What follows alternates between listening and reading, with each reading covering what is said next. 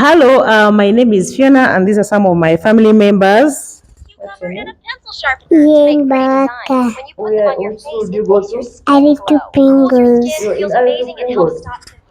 All right. Hi, my name is Sima Baldwin. And Amankunda Kimberly. So, this holiday, we have had a chance and an opportunity to bond over teachings from some of the greatest teachers of our generation. We, in particular, want to talk about a teaching by Dr. Cindy Trimm. It's called the Success Code. In that teaching, she gives about 16 different things which mean and don't mean success. But at the end of that teaching, she zeroes in down on Noah, the Noah in the Bible, and then gives us insight on how successful Noah was. I personally was amazed. And so I would like to start with Kim to tell us what kind of success she understood Noah to have had. As my name is Ankunda Kimberly. So what I learned on Noah, we should believe in what we should believe in what God promises us. And I learned that we should be hardworking in life because Noah built the ark and did many things. Noah was an innovator, he was a winemaker, he was a structural engineer, he was a farmer. Yeah. So Noah was a doctor, he was a post-crisis planner, he was a pre-crisis preparation guy, and he was a doctor, he was a farmer. So he was also an innovator, he was a voyager, he was a wanderer, he was basically an academic because it took him a long time to study all the animals, know what they eat, their natural habitats, and to also find them because, of course, they were all over the world. It took Noah around 120 years before he could fully fulfill what God had told him to, and that was enough time for him to prepare within. Okay, so the reason we are laughing is that we have a family member who is just who wants to destroy this video, but we are not going to allow that. So, what part of what Dr. Cindy Trimm taught in that video was that when you look at the life of Noah, Noah was a structural engineer because he built the ark, and this was not just any ordinary ark.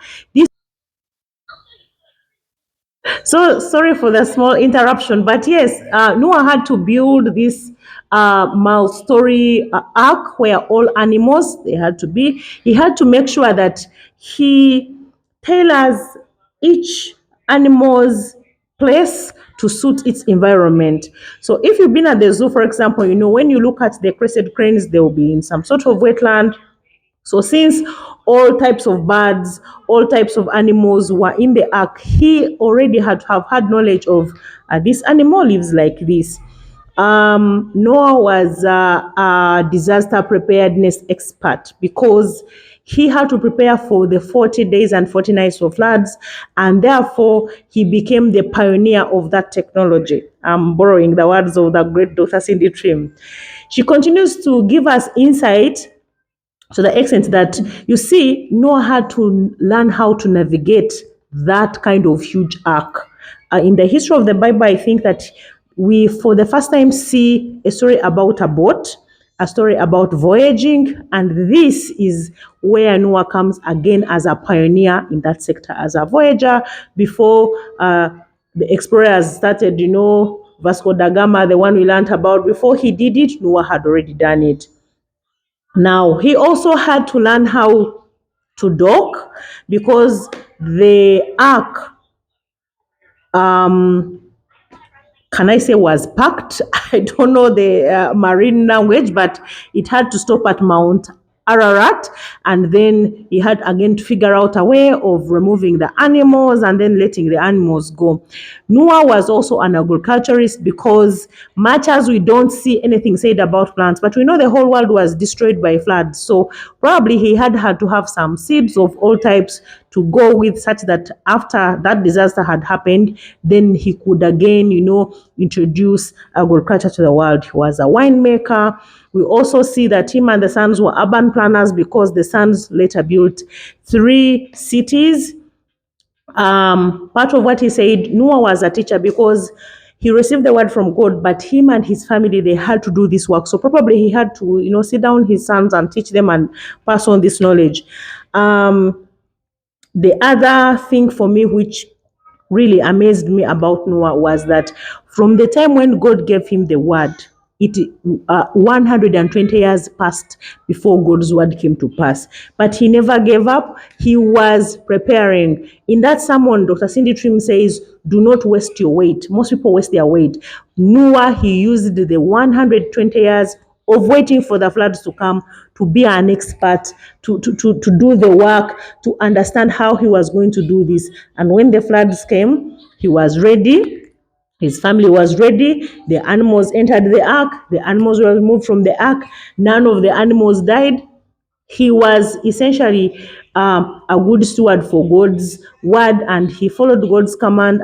And for that purpose, um, my pastor at church one day said, we are the descendants of Noah, because when that was almost the last time that God destroyed the whole world for a new people to be born. So probably without Noah, we would not be here. So yes, recently we were watching a sermon by Apostle Joshua Selman. It's called The Seeing Eye. And the first time I heard this sermon, The Success Code, I was like, God, how did Dr. Cindy Trimm know all these things? But in hindsight, after she explains, you can see that she's speaking the truth. So yes, we are planning to keep, getting this information, wisdom, and knowledge and understanding from the greatest of the great teachers. Peace out.